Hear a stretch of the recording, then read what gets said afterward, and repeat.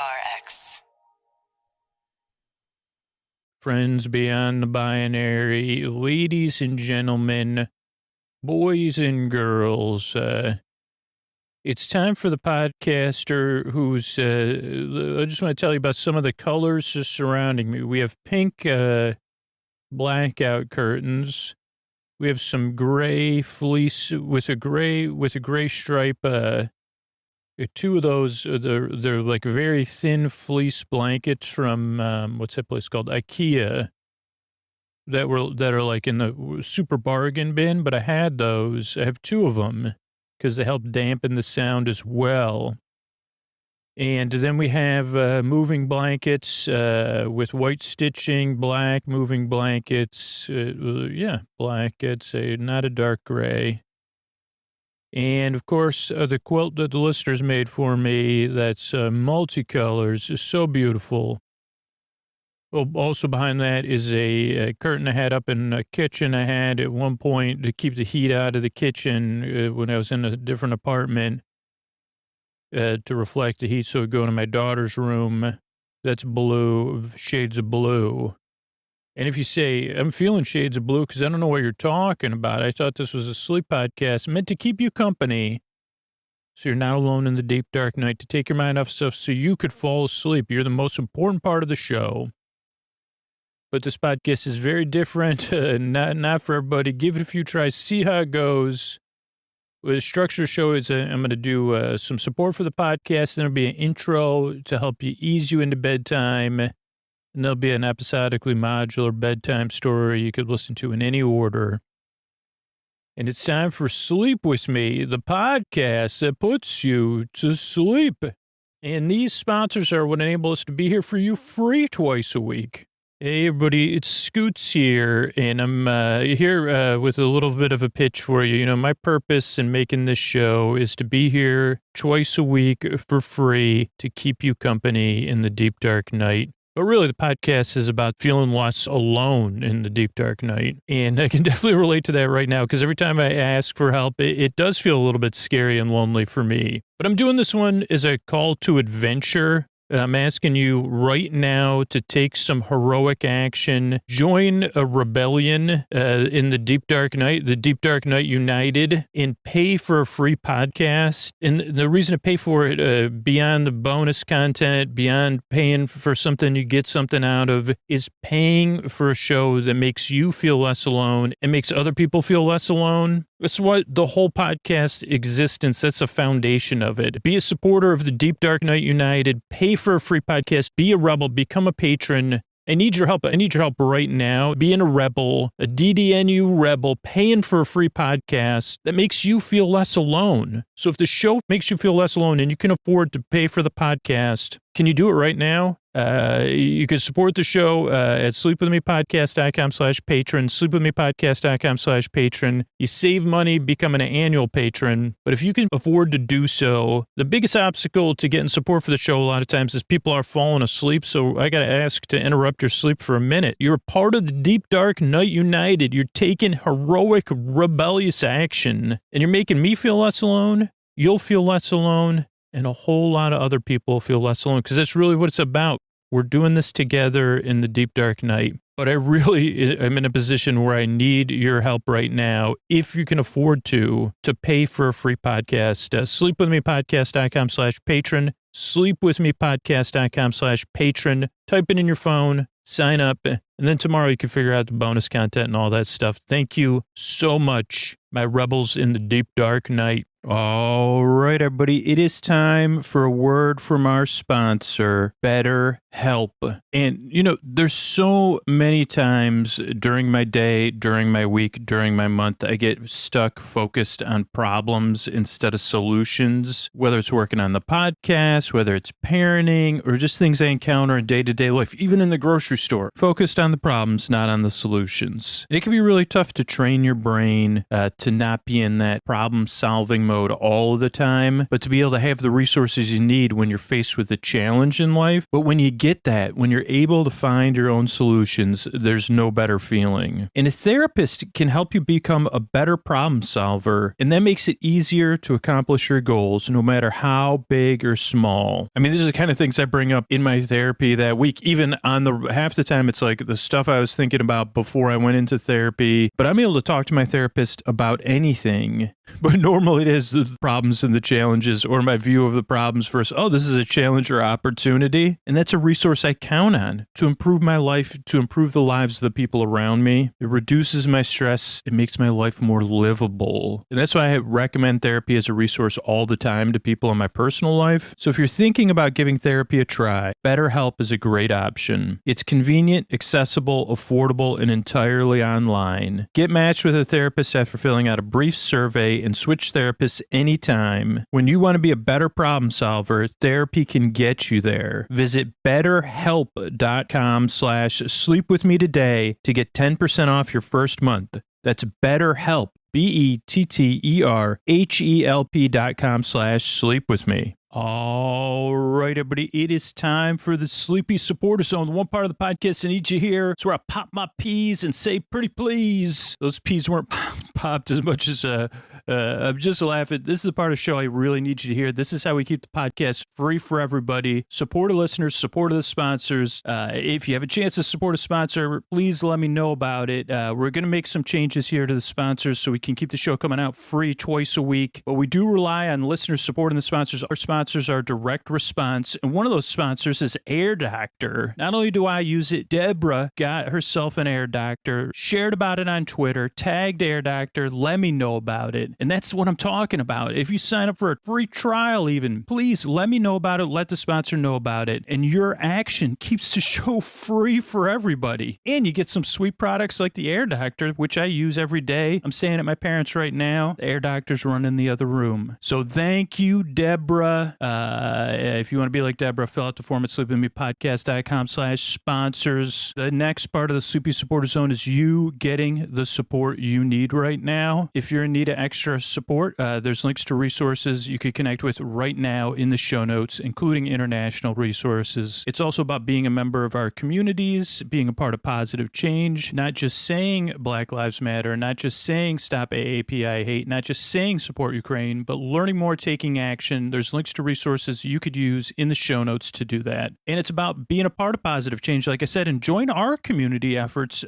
building hygiene kits for people experiencing homelessness. You can do that for free. You could be a part of. There's going to be a live show coming up, streamed on Zoom. You could come for free. Just take part. Sleepwithmepodcast.com/midnight mission. Just sign up at sleepwithmepodcast.com/midnight mission. That's sleepwithmepodcast.com/midnight mission. And that's the end of the Sleepy Supporter Zone. Oh, Mr. Bart, a lot of people help out on the show. Who are they? Posty poster son sounds like an earful. Wrote the theme song. Carl W. the legend. Also Ashley, Kenny, Scotty, Jennifer. Eric and the team at Astound are on the website. I am the mystery bar. I do the lullabies, yeah. I do commissions at JonathanMann.net. I'll write a song for you. Any reason at all. You can tell me the story and I'll make it personal. You see the kindness shine straight on through when the listeners form their own Facebook group. Keith, Stacy, Sarah, Julie, and Jennifer. These are your moderators. Get support your scooter on Patreon. Buy the merch and support the sponsors. You can find anything you want at sleepwithmepodcast.com. And we're so proud that we could dance. Rusty Biscuit, Lois, Anna like banana. Leah does the transcripts. Thanks, Mr. Bard. Don't forget, if you get your sleep phones, sleepwithmepodcast.com/sleep phones. Let me know about it too. And that, what do you say we slow down and get on with the show? Hey, are you up all night tossing, turning, mind racing? Trouble getting to sleep, trouble staying asleep? Well, welcome. This is Sleep With Me, the podcast that puts you to sleep. We do it with a bedtime story. All you need to do is get in bed, turn out the lights, and press play. I'm going to do the rest. What I'm going to attempt to do is create a safe place where you could set aside whatever's keeping you awake. It could be thoughts you're thinking about, thoughts on your mind. So thoughts, you know, about the past, the present, the future. Usually I have thoughts about all that stuff. So thoughts, it could be feelings, anything coming up for you emotionally related to those thoughts or independent of them. Feelings that are just there. It could be physical sensations, changes in time, temperature, routine. Holy cow, I went to bed late last night, but I tried to remember, so my routine was disrupted. But I tried to, I did a lot of self-talk, positive self. I said, don't worry, we'll try to, you know, just one night, we'll still do our wind-down routine, which I did. I shortened it. I also had, you know, it was a weekend, but I had 2 cookies, too. A little bit as part of my normally not part of my wind-down routine.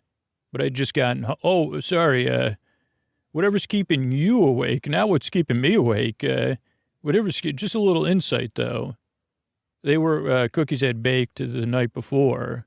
And I had planned, I kind of used it as a negotiating tool with myself. I said, what if we have 2 cookies and a diet root beer? Then we'll do our wind down routine, and it's going to be okay. I mean, believe it or not, I'm whatever they call that. The people have told me, you're the wounded healer archetype or something. I said, well, if that's what that means, I still got to practice my, I said, it's going to be okay. Let's just do a wind down. I know it's later than you want to be going to bed, but it'll be okay. We'll just do our same routine. You know, we'll just cut out, I didn't do the meditation or the foam rolling, but I did the rest of the stuff. So whatever's keeping you awake, though, a couple of things to know. One, it can feel really like you're the only person going through something. And that may be the case. I may not know exactly what you're going through, but if I can't relate to how it feels, someone out there that's listening right now probably can, that knows how it feels. That's what we call it the deep, dark night. So that's one thing. The reason I make this show and that it comes out twice a week is because you deserve a good night's sleep. You deserve a place you could rest, a bedtime you could look forward to, or at least feel neutral about. Because if you're like me and all the other people listening, maybe you've developed a bedtime relationship that's unlike what I described. Those are skills I had to slowly learn. Most of the time I'd be like Chicken Little running around, and that's like the mild version. And I'd just be like, I'm never, you know, like, and that was every single night, not even when my routine was disrupted. And I did not have, for most of my life, I have not had it. I've started thinking about going to sleep on Sunday night, dreading that on Friday evening. So if you've ever had or you have a relationship with sleep like that, we can relate. And that's why I make the show, is because you deserve a good night's sleep. You deserve the rest you need so your life is manageable, so that you could flourish. And if that happens, your life's better, our whole world is better. We need you. Really, we need you out there being you. It's the truth.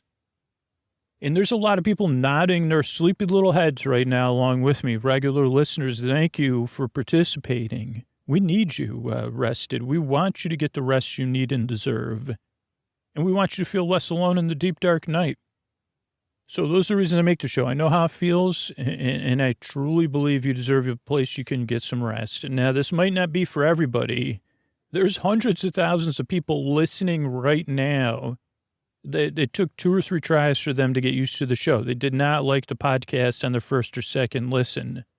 And they said, holy cow, I don't like the show, or it doesn't put me to sleep, or what is this? It takes some getting used to. So give it a few tries and see how it goes. If you already dislike me and the podcast, that's totally cool. There's a ton of other sleep podcasts I have listed at sleepwithmepodcast.com/no thank you.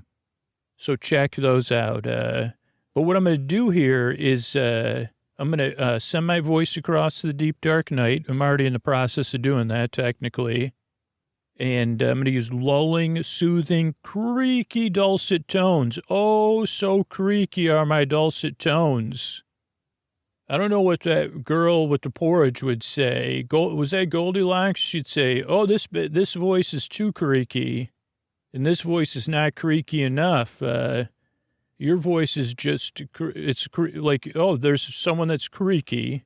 I guess that's what we say. Can you describe creaky dulcet in Goldilocks terms ineffectively? I say you got that with, as long as you put that last part in, you got it. I think she says stuff. She uses those, what are those, adjectives or adverbs or something? I don't know. Those are word modifiers, maybe? I don't know. But she would say, well, this bed's too dulcet. It sounds like angels are humming or something. And this one's too creaky. It sounds like I'm like, I don't know. It's just creaking me out, man. But this one, it's creaky and it's just creaky and it's just dulcet. It's different, not traditionally soothing. So creaky dulcet tones, pointless meanders, and superfluous tangents. You've seen those. I try to talk about something, describe my own podcast. Next thing you know, I guess I got to make some porridge. I always think about, whenever I think about Goldilocks, I think I visited one of my siblings' schools once. This was like pre-K or whatever, and they had porridge. And I said, this is it. This is like, and if, like you say, what moments have you tried to get back to in your life? I say that moment is one of them.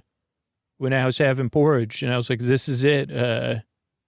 This is like, this is as good as, this is what life's all about. I don't even remember what the porridge tasted like or the consistency, but it was like crossing over a threshold from reality into fiction. And I've been chasing that porridge my whole life, but not actually, actually, that's overstating the terms. Waiting for my porridge to come instead of chasing porridge. I guess I should have been chasing porridge my whole life. And now people in the UK or in porridge-based areas, they're saying, well, just come over here. We got it. Also, you call it this. You probably had it 5 times in the last month. Oh, really?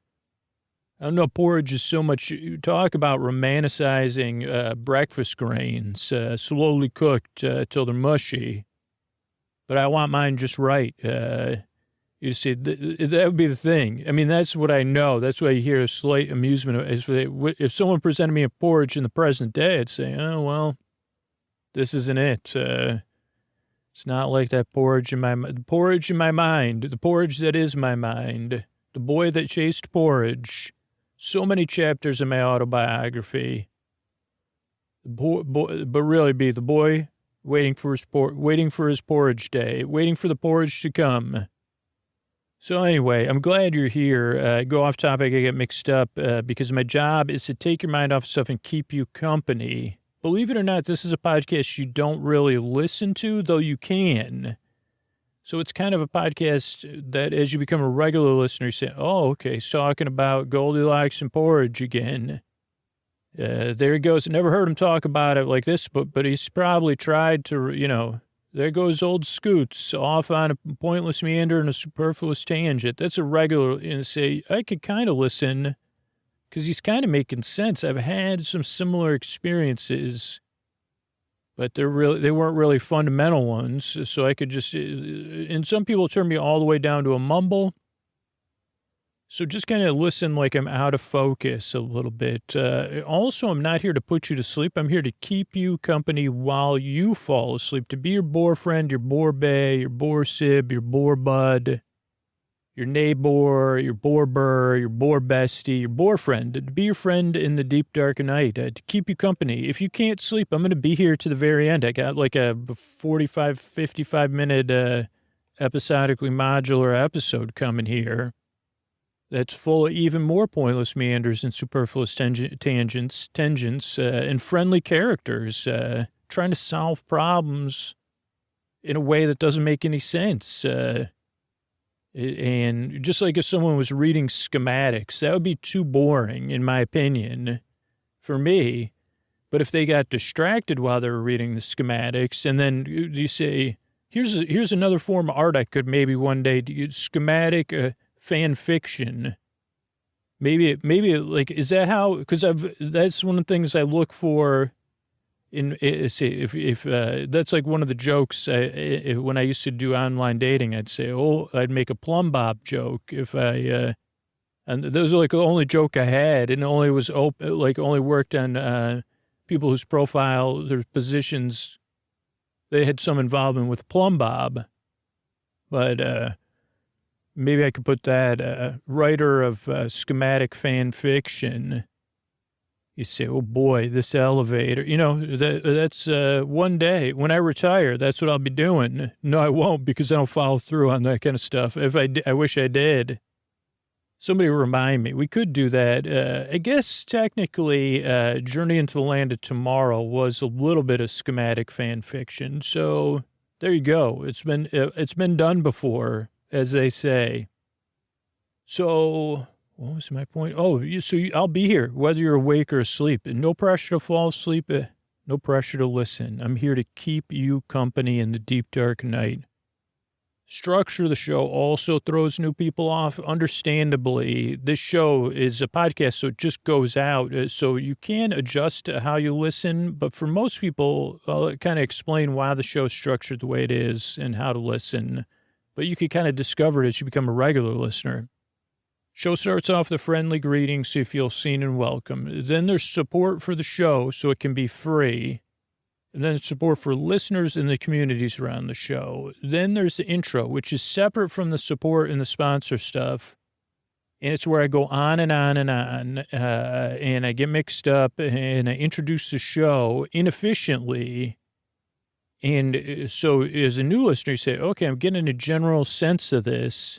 As a regular listener, it's different every single time, but it follows a similar structure. So it's friendly and familiar, but your brain and whatever's keeping you awake can't adjust.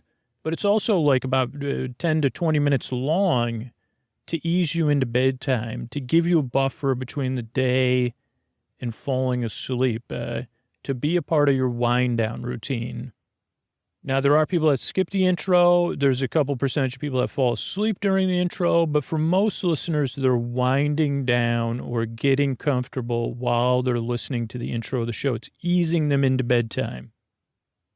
So that's the intro. Then there's support for the show again, so it can be free. And then there's our episodically modular story, Nuns in Space. It'll be a nice little bedtime story.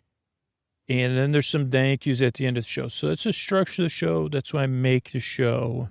I'm really glad you're here. I really hope I can help you fall asleep. I really work hard at your nice drive. So thanks again for coming by. And here's a couple of ways we're able to do this for you for free twice a week. All right, everybody, it is time to talk about tonight's sponsor, ZocDoc. Before you book a brunch, don't you pour over lists and reviews? So don't you want to do the same thing when you're booking your doctor's appointment? With ZocDoc, you can see real, verified patient reviews to help you find the right doctor in your network and in your neighborhood. After all, finding the right doctor is just as, if not more important than finding the right plate of Eggs Benedict. When it came to finding an optometrist and an eye doctor, I used ZocDoc. It was so easy, and it gave me such relief to be able to look at those verified patient reviews, see other people's experience, and to use that information to try to find an eye doctor that was close to me. I use ZocDoc, and you should too. ZocDoc is a free app that shows you doctors who are patient-reviewed and take your insurance and are available when you need them. On ZocDoc, you can find every specialist under the sun, whether you're trying to straighten those teeth, fix an achy back, get that mole checked out, or anything else, ZocDoc has you covered. ZocDoc's mobile app is as easy as ordering a ride to a restaurant or getting delivery to your house. Search, find, and book doctors with a few taps. Find and review local doctors. Read verified patient reviews from real people who made real appointments. Now, when you walk into that doctor's office, you're all set to see someone in your network who gets you. Go to ZocDoc.com and find the doctor that is right for you and book an appointment in person or remotely that works for your schedule. Every month, millions of people use ZocDoc, and I'm one of them. It's my go-to whenever I need to find and book a quality doctor. Go to ZocDoc.com/sleep and download the ZocDoc app for free. Then start your search for a top-rated doctor today. Many are available within 24 hours. That's ZocDoc, ZocDoc.com/sleep.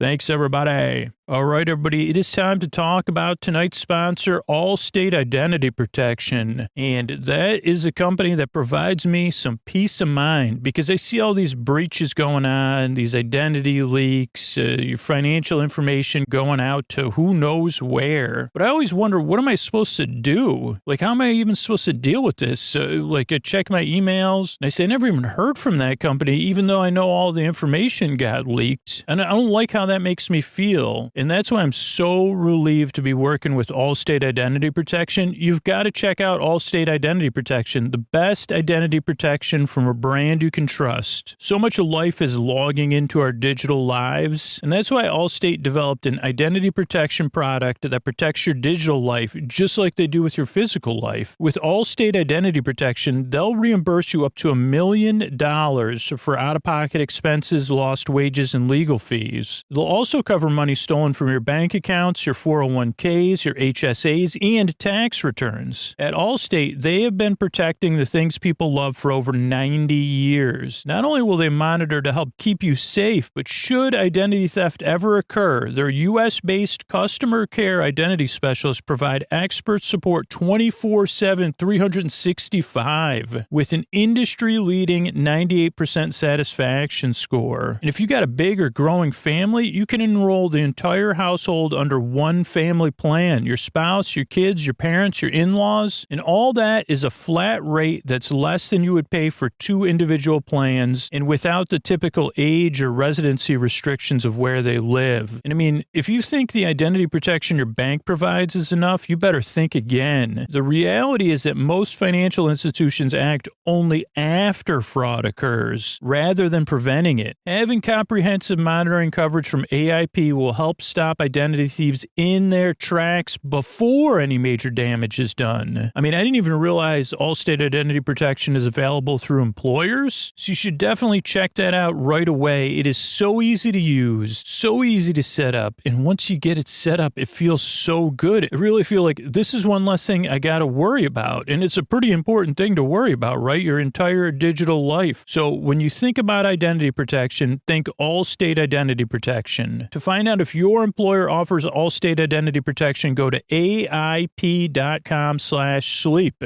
And if not, get a 30-day free trial at AIP.com/sleep. One last time, that's AIP.com/sleep. Thanks, everybody. Hey, everybody, it's time for our episodically modular series, Nuns in Space. It's got a touch of seriality, but not right now. We're fully episodically modular with the details being filled in now, and ideally by the characters. If they're listening, they could do me a huge favor and fill in, or double fill in. But episodically modular means you can listen to these episodes in any order, and then the ones you're listening to that have numbers less than the number of this episode, which I don't even know. Maybe this is 6. So if you listen to 5 after 6 or 3 after 6, you say, okay, it's a prequel or whatever. And it's just one way to look at it. The reason I do this is so you can listen to it in any order. You don't got to worry. I'm going to tell you everything you need to know. So glad you're here. So nuns in nuns in place. And the nuns are in a place, outer space. They're in the cockpit of a spaceship, piloting the spaceship to an unknown destination on a mission unknown. But they're very focused on that. They are not the main characters, though. The main characters are a sentient soda machine named Stan. And you say, oh, was that like Pinocchio that granted, the blue angel or whatever? No, Stan was an android, is a sentient being in the form of this, sentient being in the form of a freestyle soda machine. You say, okay, was that the other way, like a bubbling cauldron, and Stan, went into, took a carrot from the bubbling cauldron owner's field? No, Stan is a digital-based being, maybe? I don't know. This is outside of my pay grade. Stan is similar to what you would say let's say you got BB-8 or R2. I don't know if those two have free will. I really don't know. I'd have to rewatch all the movies and take about 5,000 courses, retake them, and have a better understanding. There's a question I really don't know the answer to, and I don't know if we should be even delving. Does BB-8 have free will? You know, can you imagine sitting around and you're like in the down, say, you know what, I really wish I was a cube or a tube with a dome, whatever that thing's called that R2 was. I don't want to be a sphere anymore. But you have a head, you're a sphere with a head, actually, BB-8. You know what? After listening to your podcast, I'd prefer to be known as BB-88. And I said, let's start there. We can both agree on that. But I don't know. But Stan does have free will and consciousness.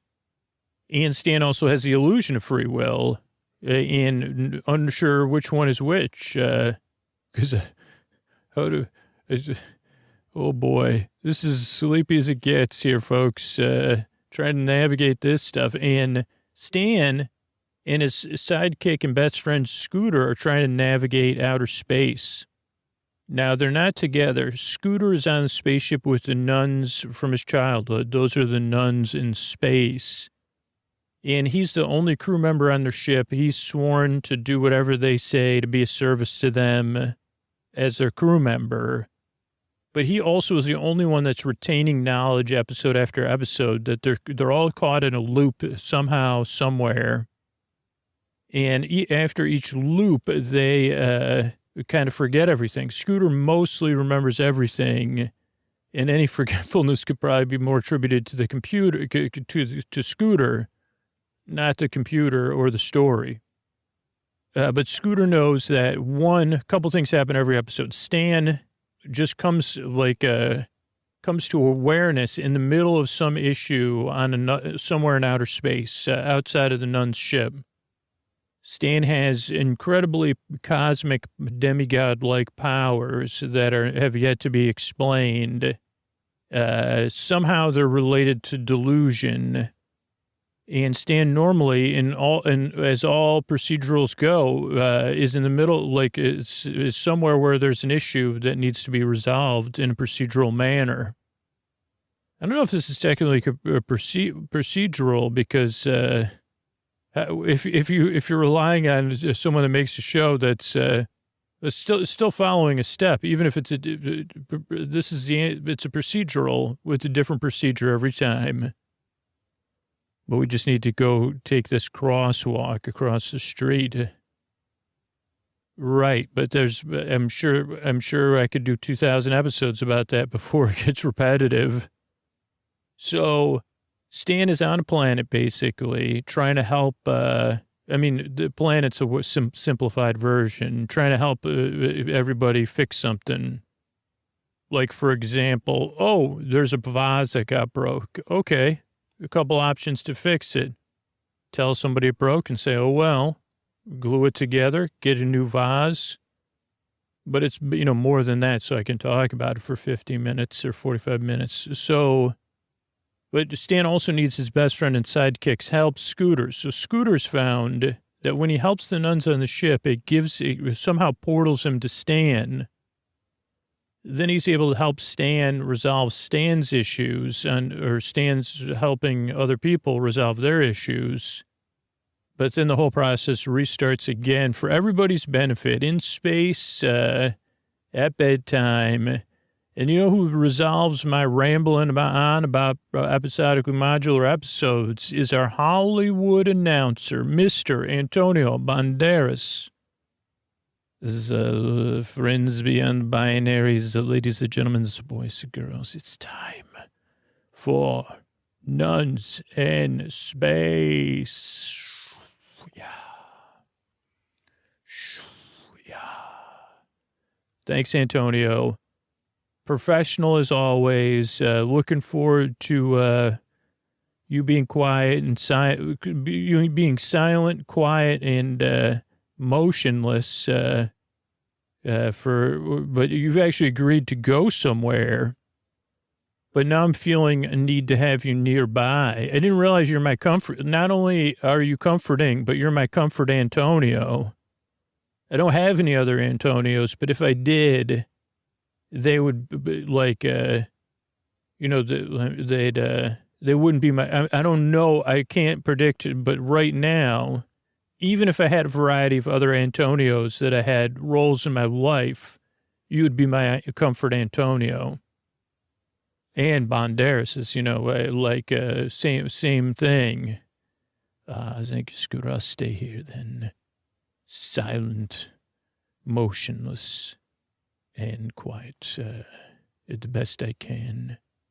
If you could do it, but like improving each time, when you say do the best I can, improving though, so you're going to do the best you can, which ideally would be, if we're talking about improvement, ideally would be better than last time, but could be worse than last time on the path to being better than, so that's fine. I mean, ideally it's not fine, but it'd be great if this would be one of those times you're like, you make a whole huge leap forward in silence. But you've definitely been, doing that without a doubt most of the time with some setbacks, like the fact that you make angels sigh and your hair makes a twinkling sound and, you make people feel something that's audible and your jaw also creaks, not audibly, but again, like, I think this is another thing I've been made aware of is in The Hague, I don't know what a square jaw means, so I don't even know if you have a square jaw, but when you do something with your jaw naturally, all the people in The Hague or whatever, their job is like measures, straight lines and how much is a gram. What's the density of this thing, majig? They do something with their shoulders where their shoulders relax and they come into awareness that somewhere out there's an idealized jaw. They don't realize. I mean, here's the thing. Anybody from The Hague listening, can we get Antonio? Maybe I can't even, maybe it's just good that you're aware because you can't have Antonio, my comfort Antonio. And he's got, life to live. But just so you know, with all that other stuff, also you've never asked, I mean, I know I would deny it, but, my hair is a straight line, I think. So anyway, that's Mr. Antonio Banderas. This is Nuns in Space, everybody. Okay, pen pal, it's me, Stan. Scooter, if you're listening, I'm going to go back through everything. So please listen to this carefully because this is a lot to absorb, Scooter, and it might be, you may need to draw some pictures or just get here visually to see everything. And by the way, looking on the bright side, I'm equidistant. Well, I right now, unfortunately, I am equidistant between two black holes in outer space, obviously. But, most of the time, and even now, I'm having to adjust my position. So I'm not perfectly equidistant from two black holes, but I'm in near the point of equidistance.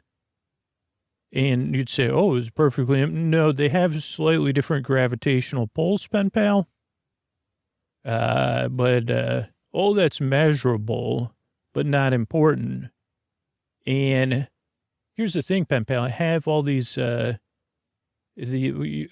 boy, I'm.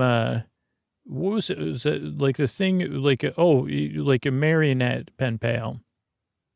I am connected to all of these planets, but this is where it gets different, pen pal. All the planets are shaped, if you were to put it shaped like not an oval, well, kind of like an oval with a hole in the middle, but they're all interlinked. So they all look like links of a chain, pen pal. But I'm not with them. I'm at a distance with them because I'm on what you would call a counterweight. And I'm not just on it, pen pal, I'm a part of it because I'm having to move it at all times and readjust everything.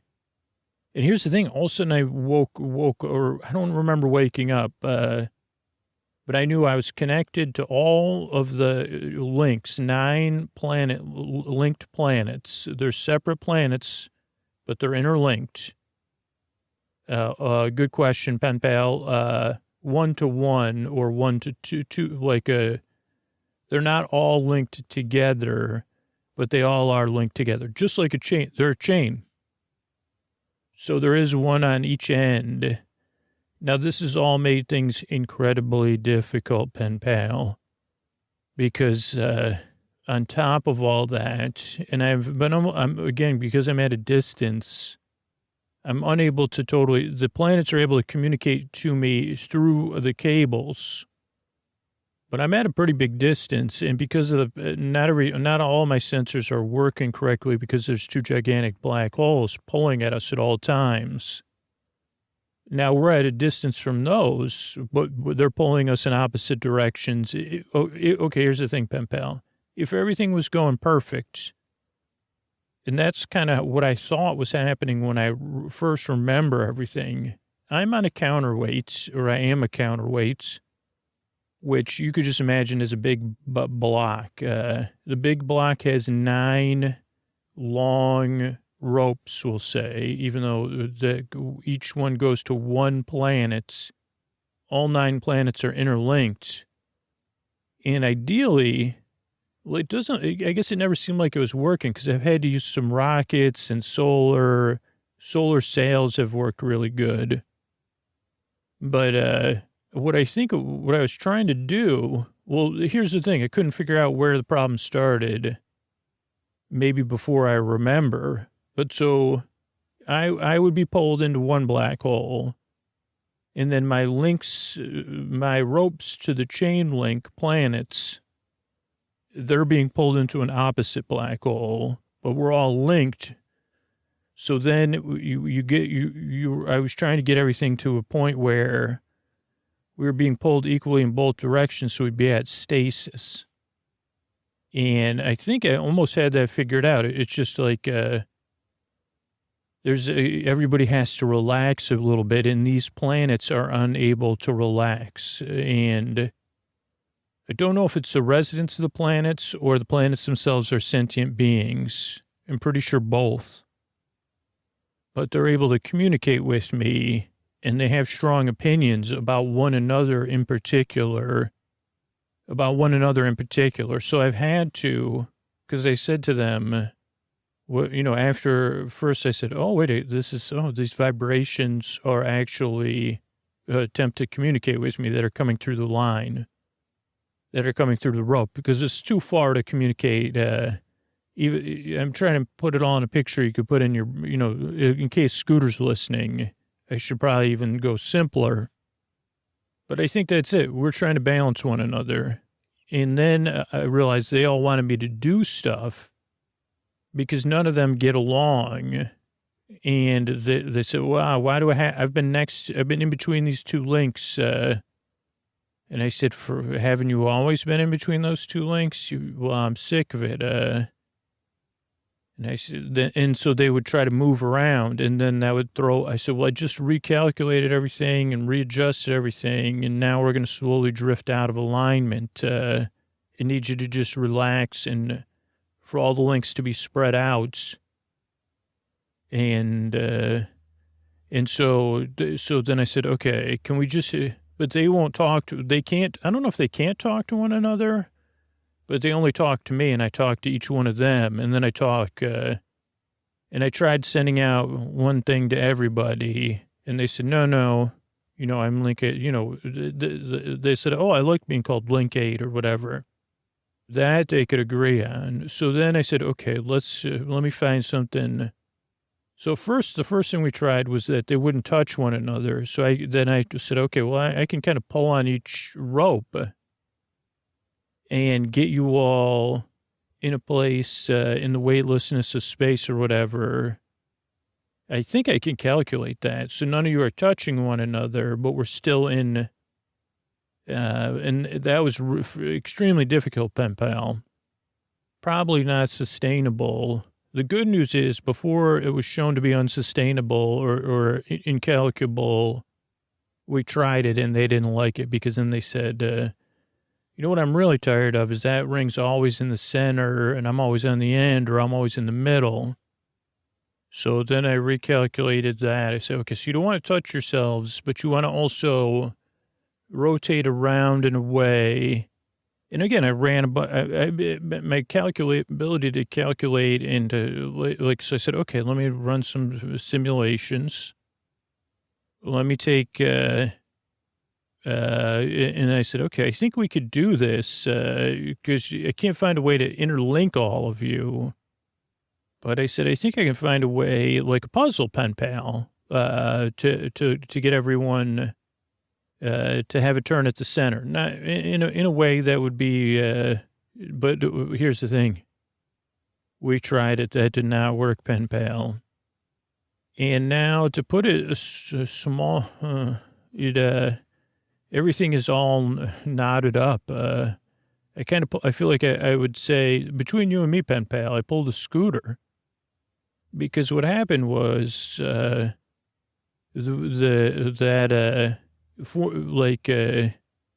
didn't get along. I thought they would. Then they started moving. So they knotted. All my ropes are knotted, and all the chains are knotted together. And they keep pulling and pulling and getting tighter and tighter. Like I say, well, if you just and because they're links, I don't know. So everything's knotted up. And then I said, well, and I have to keep the counterbalance. So I can't go any closer to help because I tried figuring that out or building rockets on this. Like if I try to do anything, then we'll just drift very quickly because of all the mass we have. And then we'll all go into one of and then I'll never find Scooter. And also, I know, like, I'm 99, I'm pretty certain that these particular black holes, at least, will not end up going to, Candyland universe or something. They're not portals. So I can't leave this I really could use some help, Scooter. And I really could use some help. Oh, Stan? Oh, boy. Well, Stan, I was just having a dream that, like, you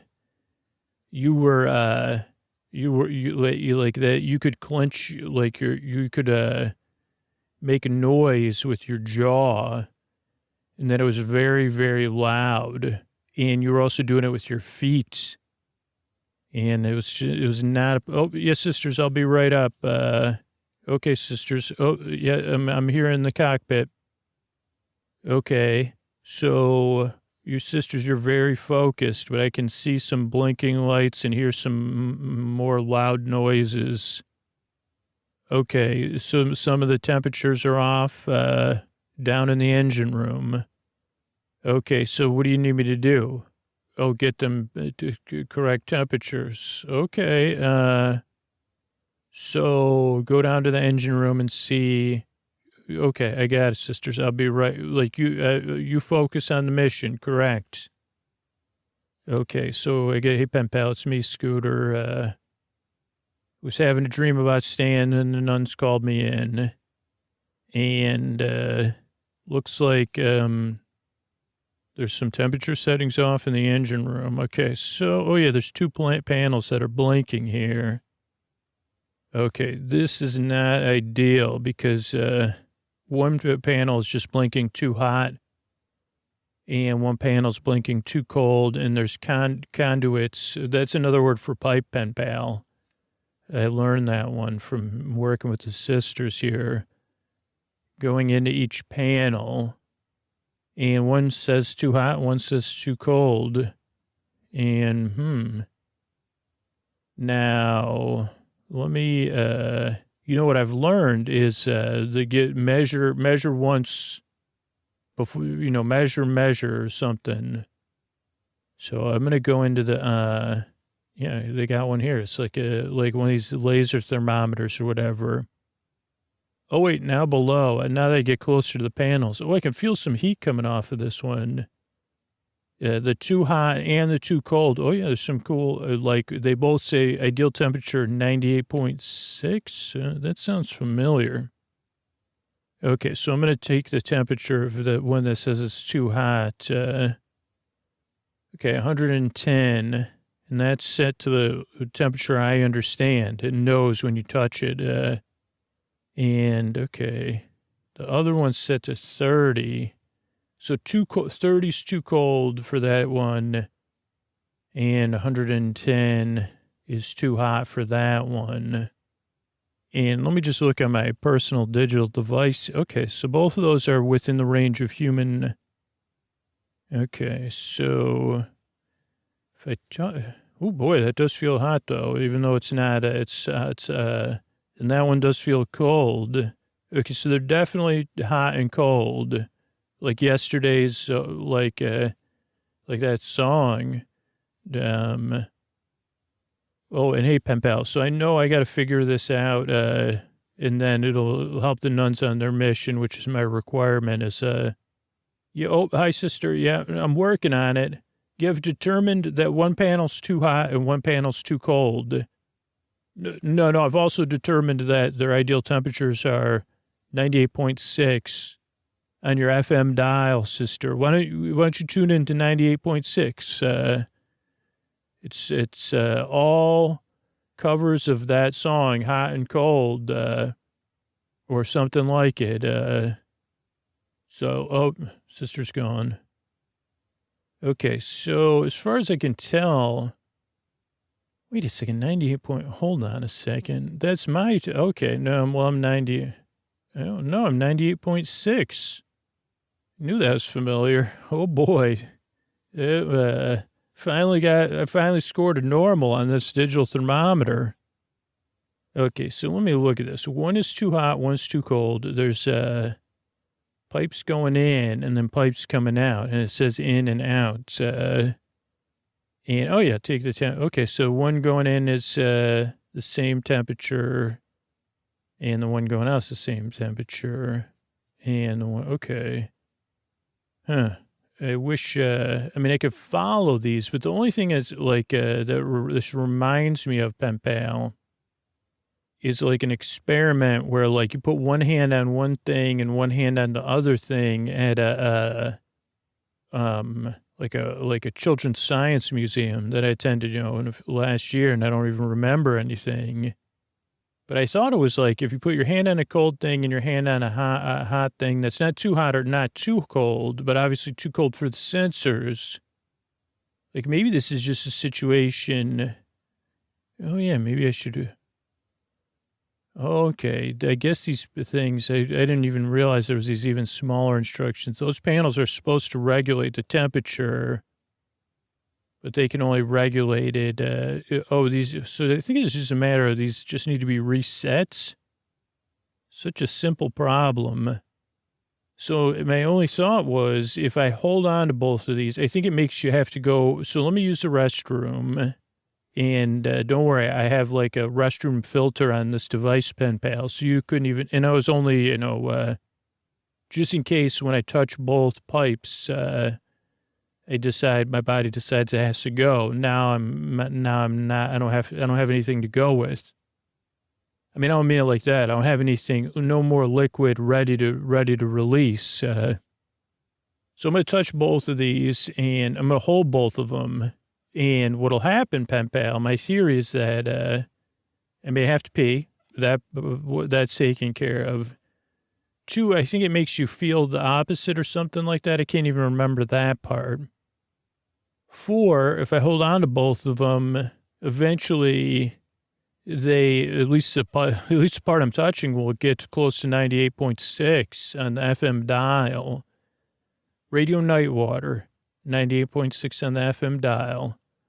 W, R&W or whatever it was. So, I'm going to do that, but also I think that's what'll pour. Oh boy. Okay, here I'm go. Okay, that is cold, but not freezing cold. And that one is warm or hot, but not burning hot. Oh, yeah, the temperatures are changing, pen pal, and I'm crossing my legs even though I already went. Oh, boy. Okay, now I'm hearing Stan's pen pal message. It's going right in. Oh, hey, Scooter. Hey, Stan. Oh, boy, what's that noise? Scooter, what do you mean? There's like a scraping noise coming across. I didn't think, where are we, Stan? Oh, okay, well, no, I remember now. Scooter, did you get my pen pal message? On the way here, Stan, I did get your pen pal message. So you're like something like you're like a mascot or something, Stan, huh? What do you mean, Scooter? You're like a you're using those masquerade puppets or what is it, Mandalorian, like a puppeteer. Like, why can't I think of the name? Scooter, it's marionettes. But those are the, Scooter. So, but with only chain link planets that are very, opinionated, Scooter. Okay. And you're also a counterbalance or a counterweight, Stan. I did see that in my mind coming in. It was like you're on a big obelisk almost. Scooter, it's below me, so I don't really have a Scooter. I've been focusing very much. I still am. No, Stan, I'm not. I realize you're in a tough spot. And I just think that this noise is really loud. Scooter, I've filtered out those noises. Okay, well, Scooter, did you know I gave you a space? Did you realize you're in a spacesuit? Oh no, thanks, Stan. This looks like are these is this a spacesuit made to look like underoos? Scooter, it is. Jana and Jaina underoos. Wow, thanks, Stan. This is great. I wish I had the powers of Jana and Jaina, though out here it wouldn't do any good. Scooter, it may not do you any good anyway, unless you could be like a seal with a bucket of water or whatever. Yeah, and then the seal would throw the water, and then someone would, okay, that noise is still bothering me. Even my spacesuit, Scooter, your spacesuit can't filter it out, no. Do I have, like, rockets in my spacesuit? Scooter, you do. Okay, whoa. Scooter, what is it? So all those chains are knotted up there, and they're pulling into that black hole. You know what, Stan? I'm getting a sense that this stuff you described is rope. It's like, what in the name of Kim Stanley Robinson? Scooter, how long did it take you to think of that one? Well, I thought of it when I was coming here, but this does look like space elevator cable made from the obelisk below, Stan. Scooter, what are you saying? I'm just saying it's not rope. It's like space elevator. I think it's like, well, maybe it's not. It's here, Stan, I'll be right back. I'm going to shoot off into space. What, Scooter, don't worry. That's a great idea. I'll tether you to the counterweight so you don't, but with my own tether, not, oh, thanks. Like a nano tether? Scooter, exactly. I think that's what they made the space elevator cable out of. Okay, Scooter, but all my space elevator cables knotted up with the things, and also, Scooter, I've calculated that I can't sustain this for much longer. So this is one of those situations that we actually need your help. I haven't been able to scan the planets because of the distance and the black holes. And the planets seem to speak for them. They have each a distinct, unique voice. Okay, Stan, I'll be back. Yeah. Okay. So, Stan, can I communicate with you through this tether? Scooter, you can. You're communicating with me now. Okay. So now that I'm getting some distance, it's a lot quieter out here, but it's still like that sound is all of the chains, I'm going to call the planets chains for now. Scooter, that's what I was calling them, but individually. Oh, yeah, but it's one big chain. but they're all scraping together. Yeah, Scooter, they don't like that. That was my first solution, was to have them not touch one another. So they each just wrote like, I did find that balance, but then they couldn't, they were just arguing amongst one another. Okay, Stan, I'm noticing, did you ever, when they were, stretched out, how did you track the distance of them? Scooter, what do you mean? Well, I'm just wondering if, they were like, so they were stretched across one way. And then you were counterbalancing them in the black hole, but it took a lot of calculation, right, Stan? Scooter, correct. And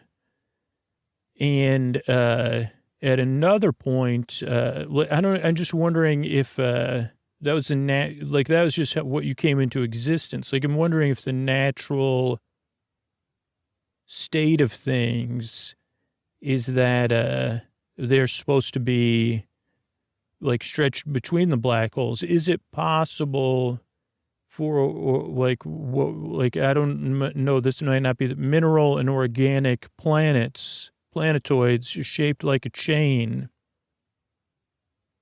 to be in balance among the black holes? It's a good question, Scooter. I don't know, because I don't know what's going on the planets. Yeah, like we're at a distance in the size of the black holes, making it impossible to see any perspective at all. But just the perspective of me further away makes me think that maybe they were stretched in between the black holes. And your counterbalance is like, so just even at a distance, Stan, your counterbalance platform you're on is very, very shiny. Okay, Scooter, what do you mean? Well, there's no, nothing organic. It's very smooth, but it's like, I don't know, it's very geometric. Scooter, chains are geometric too. Yeah, but Stan, I'm looking at them and they look more natural. Yours looks unnatural. Okay, Scooter, so what do you think I should do? Let me go look at the planets up close. Can you tether me and I can go? Scooter, go ahead. Yeah, you have very powerful rockets on your Underoos. Oh, wow, yeah. Okay, I'm getting closer, Stan. I'm already seeing. I didn't realize. I like how you built in binoculars into my spacesuit. Scooter, they're not technically binoculars, but that's fine. How about some Banaka? Any Banaka in here? Scooter, what's Banaka? It's a breath spray that used to exist. I don't know. Scooter, no, there's no breath spray in your spacesuit. That would be counterintuitive for a spacesuit designer. Should I put... No, I don't think I can. I think it probably isn't for me. Okay, Scooter, anyway. Okay, so these are all... you know what's on my to-do list to read is Ringworld, but I haven't read it yet. Okay, Scooter. But isn't that a fiction? Yeah, but so these aren't technically ring worlds, Stan. These are chain link worlds. These are gigantic planets. Okay, Scooter.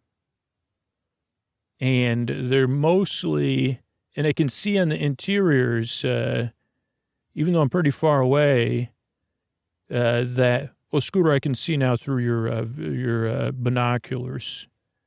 Yeah, so see how the organic, Scooter, those are legitimate planets. Or one, I guess it's not one planet. But yeah, those are worlds, Stan. But let me come back because I'm not sure what to do. Okay, so, hey, Scooter, it's good to have you back here. Yeah, thanks for this awesome spacesuit. I'm very fast. Let's see. What else can we notice, Stan? Is there anything else you've noticed since you've been here? Whoa, boy, what's that coming at us? Oh, Scooter, don't worry. That's just space debris. And eventually it'll be sucked into one of the two black holes. Okay, but that looks like organic space debris, Stan. Oh, Scooter, you're right. It does.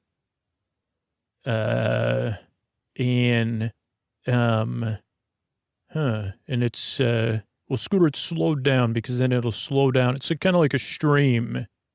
And then it'll decide which black hole it's closer to, and then it'll go eventually slowly go there, like a balloon floating away. Okay. Here's the thing, Stan, that doesn't make any sense. Scooter, what do you mean? I don't know. We're missing something, but, like, I mean, I guess it's just like that looks like something blue. I hate to ask this because it's always speculated on, but if you go into one of these black holes, what'll happen? Will we be like in the multiverse? Scooter, no, I can't be 100% certain, but I'm pretty certain that these black holes, there's a lot of friction that would be generated and on entering them, and there'd be so much friction generated on entering them that it would cause big farm. The matter would become another matter, but it wouldn't be a matter that could have sentience. Okay, that's about like, is that with all black holes, Stan? Scooter, it's just what I've observed here, and I don't know, just for these particular two only that I know about right now in our discussion at this moment. Okay, so here's what we have so far, Stan.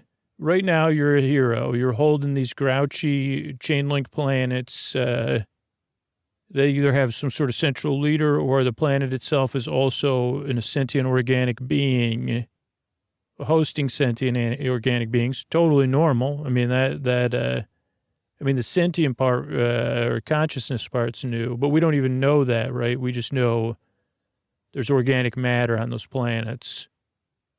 But then right now they're caught up in a thing, and that nothing with an ounce of self-preservation or instinctual evolution instinct or whatever you want to call it, Stan, would want to like just float into a black hole if it's like highly likely you'll be big farmed, right?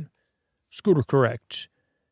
And then there's other organic matter coming into the area, or I'm just using that in a term for my understanding, Stan. Scooter, I've accepted when you speak that's what your understanding, or yes, Scooter. And that matter is also going or trying to avoid, probably, or hoping it could avoid, or maybe just having wishful thinking. It doesn't have you to say, oh, when we get to that black hole, I guess I can sense it in my gut. Otherwise, I would have tried to fly into one. Scooter, you're correct. And that's all I have, Stan. I mean, those are the. Okay, Scooter. So I'm listening to you. And the first question is, we should do something for that one piece of organic matter. The other ones were inorganic, just so you know that you're not questioning my judgments, that I've never observed any organic matter coming from a space and getting sucked into one of those two black holes. But I haven't been here forever. Okay, so we should do something about that, right? Scooter, we should. But I don't know what we could do. I mean, because the mass of that one is too great for you or even your tether and your spacesuit to change their direction. Okay, here's another question, Stan. Did these okay.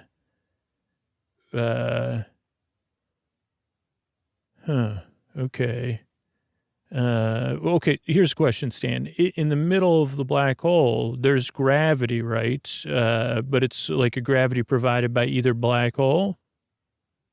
Correct, Scooter. Okay, so I could stand on that planet. If it was, if in a fantasy world, I could stand on one of those planets. Scooter, loosely defined, you could, yeah. And obviously, so... And the planets themselves are really grouchy. But they were grouchy because as soon as, I don't know. Scooter, it's interesting. So a couple things I'm coming together from listening to you be confused. Okay, good, Stan. One is the noise, which I let myself listen to for a while.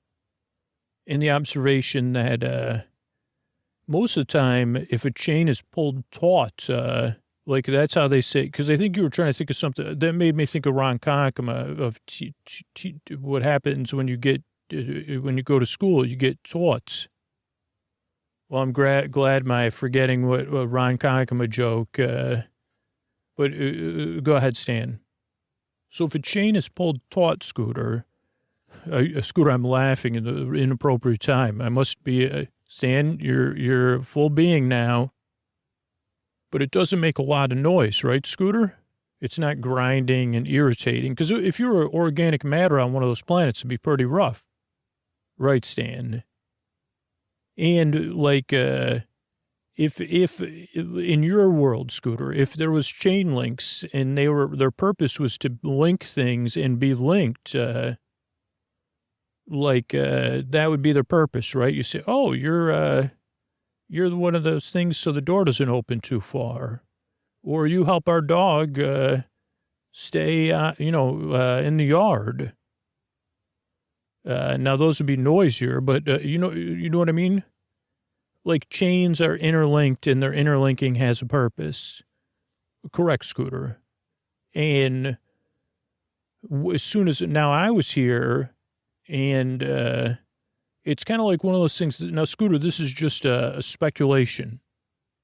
Okay, Stan, go ahead and speculate. I love it. My speculation is, Scooter, that something about my arrival on this giant counterbalance platform was unnatural. And it disrupted the order of things, which was that these chains that you may have pointed out by accident were stretched equidistant I'm saying this in a way you could understand, between the two black holes. Now, they would have to use evolution, using your words, what you can understand, Scooter, to stay equidistant between the two black holes. But with the mass, it is possible, I think, Scooter. Okay, so you're saying these planets evolved somehow to stay equidistant between the black holes. So either the planets themselves are intelligent life or there's intelligent life on the planets. Doesn't really matter. Not our job to figure out right now. Right, Scooter, our job is to fix things. So they would have a common need to work together, and I came and took away that common need. And by doing that, that's why their natural state of things isn't to be maybe they have grouchy feelings. If we're pretending these giant planets are sentient beings, or we're just using that as an overview for the sentient beings that exist on each planet. Okay,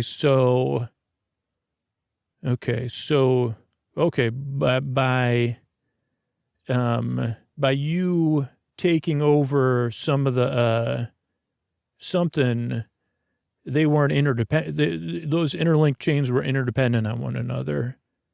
Correct, Scooter. Okay. And now we're all in a bit of a mess. And that that other organic thing that's coming, blue-green thing is, Scooter, correct. That goes to my last piece of discovery, which was your joke about my ropes, which I know aren't ropes. Okay, Stan, what is it? You said they look like space elevator cables, Scooter. Correct. And that made me think that I could make a tether for you.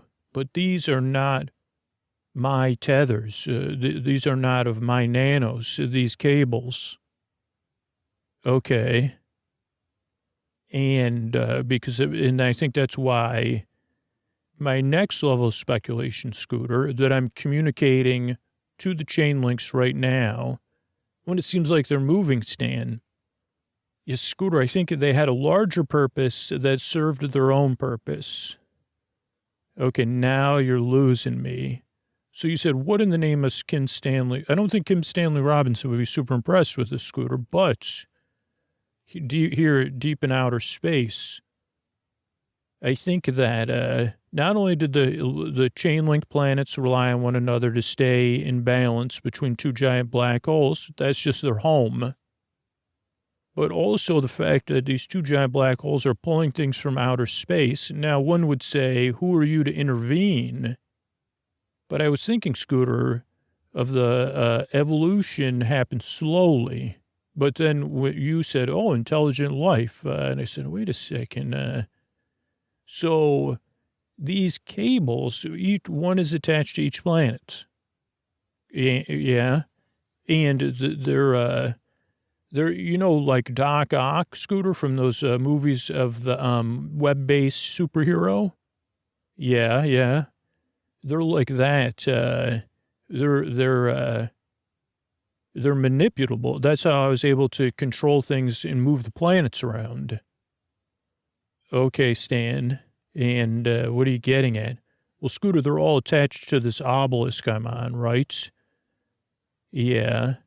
So I'm thinking that they had one purpose that was kind of like, hey, let's all work together, the 9 of us, so we don't all end up big farmed. And let's just consider this our home, and we're interdependent. But sometimes that's just, with non-humans, a lot of times that just goes unsaid. Okay, so their normal natural order of things was to be interdependent and stay. Yeah, I think I understand that part. Okay, Scooter, but at some point, maybe long ago, I don't know, they became aware of something, but also in their awareness, they realized we got to balance, or maybe there was a big event, I don't know. And they said, we need to rebalance things on our planets faster than evolution. Okay, so evolution could have been like at some point like migration or right, Scooter, you're right. Like they could have moved the chain links along. But so also there could be a greater purpose of saying, hey, that's another organic being floating into our area.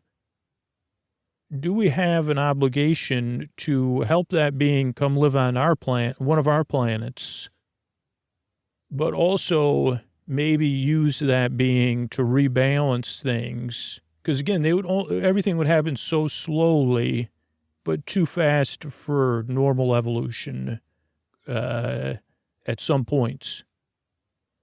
Okay, so you're saying that these are like grabby arms. These are space elevator cables that are grabby arms that could grab something in space that's headed towards one of the black holes, use it as a counterbalance, or bring it to one of the other links and to help like whatever it is. Let's just say it's moss or something. Scooter, they could not only could they do that, they could hold it. And now I'm starting to really analyze these. It's like things could travel back and forth. They could communicate. They could hold it and say, okay, in 5 years you could come live on one of our planets. But they could also move stuff from planet to planet. Okay, so you're saying, and you're saying to the planets, so what I'm saying, Scooter, is that in what I've been sending my nanos, so you're not going to be tethered anymore, so you have to hold on to me. Okay, Stan, I'm holding on to you. Okay, Scooter, so I'm going to tell all of the planets to let go at the same time, and hopefully they'll let go, and then the obelisk separates. Okay, it just happened. Okay, Scooter, I'm telling them to grab the obelisk again. So they were clutching the obelisk. Stan, this sounds like a level of delusion. And I know you're not remembering this, but every time I've come to see you, we've been stuck in the grips of a delusion. Or like, okay, Scooter, I'm going to have to just take a leap and trust you because we got to solve this, okay? Okay, so I'm guessing the obelisk is made from solid delusion, and instead of being in the grips, delusion is in their grips. Scooter, did you just use that time to make some sort of pun? No, it's a fact. I'm just saying that, oh, wow, they're rearranging themselves now that they realize they can control these space elevator cable arms. Yeah, Scooter, they just grabbed that organic thing, and now they're using it to untangle things. And they're holding on to this obelisk.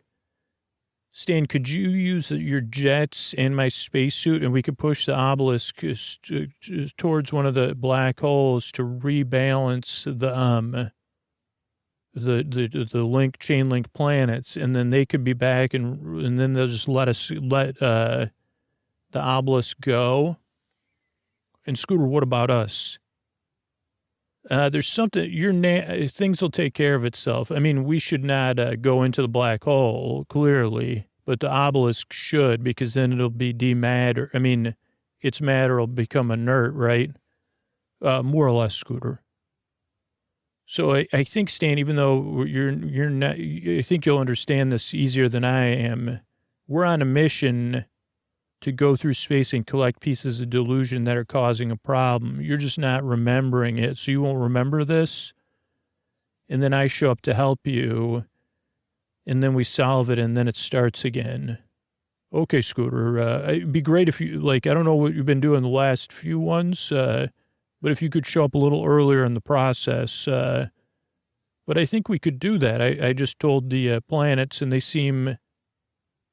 they were sighing in a sense, but they say, oh, yeah, okay, that makes sense. We forgot. So they were delusional, too. As soon as they let go of the delusion, it broke it. So what you're saying makes sense. Okay, great. So I guess, okay, Scooter, this is going to take a very long time, though. So why don't we lie down and rest here on this giant bed of delusion? Oh, you know what? I think that's what resets things, Stan. As long as I know the delusion's going and everything's going to be fine. Yeah, let's rest. Scooter, let's get comfortable. Yeah, we could cuddle here. Scooter, I'm going to put on my own pajama. Well, Scooter, I'm going to be, I'm going to have Jetson's pajamas. Okay, and I have my underoos. Scooter, did you realize you got underoos and pajamas mixed up, didn't you? Yeah, I didn't realize that I was flying through space in underwear. I thought, yeah, you're right. Well, it's okay, Scooter. Were the chain link planets laughing at me? Scooter, they were laughing with you. They didn't. I had to explain to them and show them what Jana and Jaina were. Yeah. Okay. I think it's not Jana and Jaina anyway. Scooter, it's not, but I'm just humoring. Let's just rest, Scooter. Okay, I'm a resting puppy with my best friend Stan. We're going to get some sleep here, and we'll be back for another adventure soon. Good night, Scooter. Good night, everybody. Good night, pen pal. All right, I want to thank everybody who became a patron and has written a testimonial for the show. I want to thank MT, who said, I feel proud of supporting an artist who is unique and hardworking. I feel less guilty listening to the intros. I would love to see more all-night story-only episodes. All-night TNG. We do have all-night Lady Witchbeard. I think Big Farm in the Sky may have it all-night. If you just search in your podcast app for Big Farm for $10 up patrons or Lady Witchbeard, this should come up. But I could talk more about that in the weekly reviews. I love falling asleep or even just relaxing to the sound of someone talking. And Sleep With Me has perfected the medium by eliminating changes in volume, limiting music, and using a structure that is consistent but never the same. And by focusing on the companionship rather than going to sleep, Scooter has found the magic formula. It's calming without being cliche, and it's inconsequential without being boring. It's comforting because you know what to expect, but unlike watching an old TV show or movie, it's never exactly the same. I chose to support on Patreon because of the changes because the ads were enough that woke me up. Mystery Bard song, I didn't rather have a version without that. And with ad-free, story-only, and all-night episodes, Patreon feed is the ultimate sleep experience. I also want to make sure the show's free for new listeners who use the free version like I did for years. So thanks so much, MT, and everybody that supports the show. That's all we're able to be here for free twice a week, whether you support the sponsors, support us on Patreon, support us on Apple. I appreciate it. And you can support the show for free by spreading the word. I really, really appreciate it. I couldn't do it without you. And what else? We've added these Tuck You In sponsors. That's how we got an episode back to episode 600 in the archives. So thanks so much, and good night, everybody. All right, everybody, it's Scoots here, and it's time to talk about tonight's sponsor, BetterHelp. And I don't know if you're anything like me, but you've heard me talk about this before. A lot of times I'm focused on problems and not solutions, whether it's with the podcast, whether it's at the grocery store, with my car, interpersonal stuff. I'm never focused. You know what I mean? I'm always thinking, oh boy, how's... So it can be tough to train your brain to stay in problem-solving mode when you're faced with a challenge in life. And to see those challenges as opportunity. I mean, really, a lot of times I even roll my eyes when my therapist says, well, maybe this is an opportunity. But when you learn to find your own solutions, there's no better feeling when you really, when I can only speak for me though, when I find that thing and I say, wait a second, this is a chance for me to grow. And I get that through my work with my therapist. A therapist can help you become a better problem solver, and that makes it easier to accomplish your goals, no matter how big or small. And it's something I get to work on every single week. And it helps me to flourish. It positively impacts the people in my life. And it's a resource I would not want to do without. That's one of the reasons I try to recommend therapy to people in my personal life as a resource too. So if you're thinking about giving therapy a try, BetterHelp is a great option. It's convenient, accessible, affordable, and entirely online. Get matched with a therapist after filling out a brief survey and switch therapists anytime. When you want to be a better problem solver, therapy can get you there. Visit betterhelp.com/sleepwithme to get 10% off your first month. That's BetterHelp, BetterHelp.com/sleepwithme. Check it out. Thanks, everybody. Hey, everyone. I'm excited to tell you about a new podcast called Walks of Life. In this groundbreaking series, each episode takes you inside the mind of one anonymous Gen Zer as they walk through their neighborhood. No script, no interviewer, no filter. This is the youth of America speaking directly into the microphone, sharing their anxieties, hopes for the future, or simply a funny story. The best way to understand someone is to walk a mile in their shoes, and this is your shot. From small towns to big cities in all genders, sexualities, ethnicities, and religions. This anonymous audio time capsule is focused on deeply personal stories from people just like us. Listen and follow Walks of Life on Apple Podcasts, Spotify, Amazon Music, Stitcher, or wherever you find your favorite podcasts.